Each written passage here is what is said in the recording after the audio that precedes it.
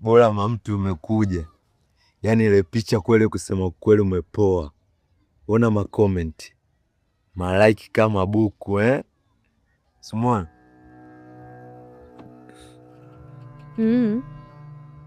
Ndio nini mambo yetu ndani kwenda kumwambia Kendi?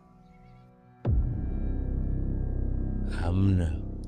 Nilimwambia tu ili mradi aweze kunisaidia. Kwa sababu yule wewe ni rafiki yako. Pengine angeweza kuambia kitu ngeweza kumsikia.